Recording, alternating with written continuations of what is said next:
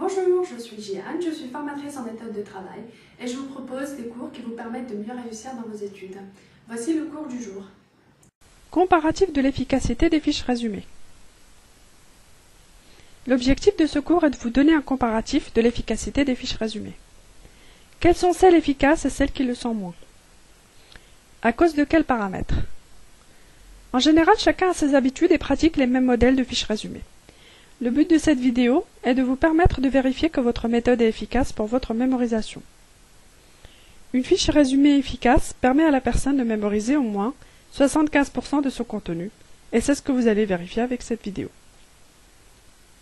Cette vidéo est la suite de la vidéo intitulée « Les différents modèles de fiches résumées » qui se trouve sur ce même site. Nous avons vu dans la vidéo les différents modèles de fiches résumées les informations suivantes. Il existe différents modèles, donc on a le modèle linéaire, le schéma centré, le tableau, le patchwork. Les informations peuvent être indépendantes les unes des autres ou reliées. Les informations clés sont sous forme de phrases ou de mots-clés. Les modèles peuvent être en noir et blanc, en couleur, avec des mots seulement, avec des mots et des images, des contours extérieurs ou des dessins créatifs. Les données peuvent être condensées dans un espace confiné ou bien réparties dans l'espace, et les fiches peuvent contenir peu de données ou beaucoup d'informations. Nous allons comparer l'efficacité des différents modèles de fiches résumées, le linéaire, le schéma centré, le tableau et le patchwork. Nous allons rajouter la fiche résumée sensorielle. Le cerveau aime les informations organisées et hiérarchisées, d'où l'efficacité des fiches résumées linéaires, schéma centré, tableau, patchwork et schéma linéaire et schéma sensoriel si vous rajoutez des informations organisées et hiérarchisées. Donc séparez vos informations principales de vos détails et mettez en premier les idées principales puis rajoutez les détails. L'avantage de la fiche résumée linéaire. Donc là vous avez un exemple de fiche résumée linéaire, donc de cette partie vers le bas. Pourquoi on dit linéaire? Parce qu'elle présente les informations sous forme linéaire. L'avantage de la fiche résumée linéaire, c'est qu'elle permet d'apprendre dans l'ordre chronologique. Donc vous allez apprendre ça, puis ça, puis ça. Elle permet d'enregistrer beaucoup de quantités d'informations. L'inconvénient de cette fiche, c'est qu'elle ne permet pas de faire des associations d'idées, ou peu. Le tableau. Le tableau est une forme de résumé linéaire. Il présente les mêmes avantages et inconvénients du résumé linéaire et il permet de récapituler les informations.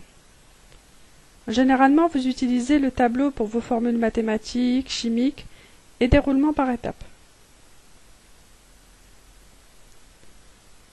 Par contre, là, on va passer à la fiche résumée schéma centré.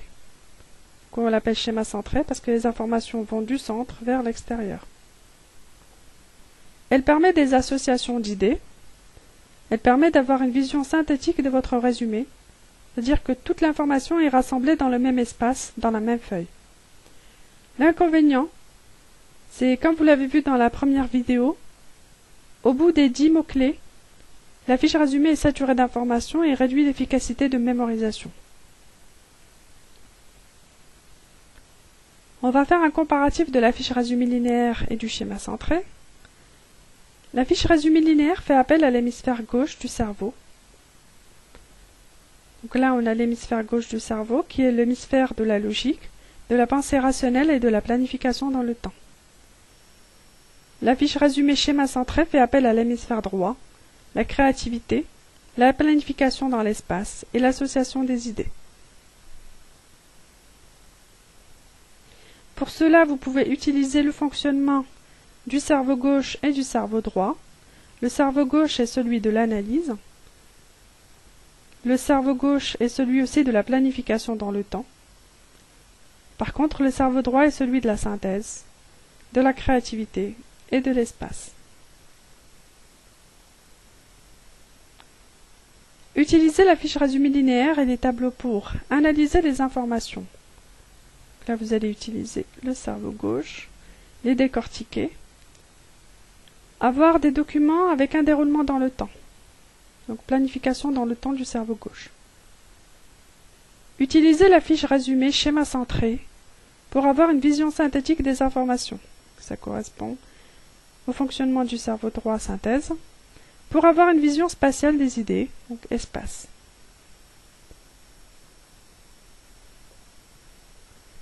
Vous pouvez également faire des fiches résumées patchwork. C'est quoi la fiche résumée patchwork? C'est que vous découpez votre cours avec des ciseaux et vous faites des fiches qui récapitulent les mots-clés. Vous utilisez la fiche résumée patchwork quand vous n'avez plus le temps de faire une fiche résumée normale. Vous allez couper les informations et vous allez les coller les unes aux autres selon une hiérarchie et une organisation bien définie.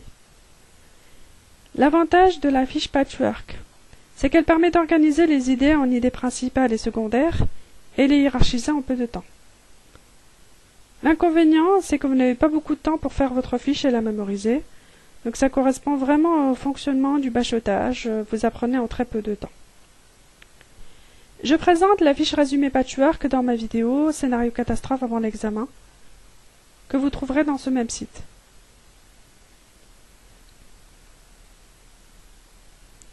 Vous avez aussi la fiche résumée sensorielle que je présente aussi dans une autre vidéo. La fiche résumée sensorielle peut être ou une fiche résumée linéaire, ou un schéma centré, ou un tableau. On utilise plusieurs sens. La vue, l'audition, le toucher, le goût et l'odorat. Donc vous allez utiliser ces sens-là dans votre fiche résumée. Son avantage est qu'elle permet une meilleure mémorisation grâce à l'utilisation des 2 à 5 sens en même temps. En général, dans votre fiche résumée sensorielle, vous allez utiliser la vue, l'audition ou le toucher. Et parfois, vous allez utiliser le goût et l'odorat. Donc je présente, comme je disais, la fiche résumée sensorielle dans une vidéo qui se trouve dans ce même site. Les informations peuvent être indépendantes les unes des autres ou reliées les unes aux autres. Voici un exemple de fiche résumée avec des informations indépendantes les unes des autres. C'est-à-dire que là, on a par étape. Là, on a une première information, une deuxième information et une troisième information. Les informations auraient été reliées les unes aux autres si cette partie-là avait été reliée à cette petite partie-là. Voici un exemple d'informations liées les unes aux autres. Comme vous le remarquez, il y a des flèches qui vont dans tous les sens.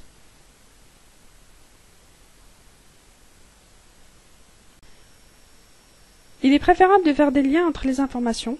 Cela permet de faire des associations d'idées et donc de faire travailler les interconnexions entre les neurones. Les informations clés sont sous forme de phrases ou de mots-clés. Alors, quelles sont les informations clés les plus efficaces? Est-ce que c'est les phrases ou les mots-clés? C'est ce que nous allons voir. Voici un exemple avec des phrases. Donc, comme vous pouvez le constater, la personne a mis un schéma centré avec des phrases. Et voici un autre exemple avec des mots-clés. La personne n'utilise que des mots-clés dans la fiche.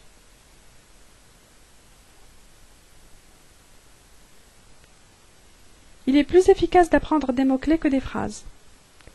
Dans la prise de notes, 90% des mots ne sont pas utiles à la mémorisation.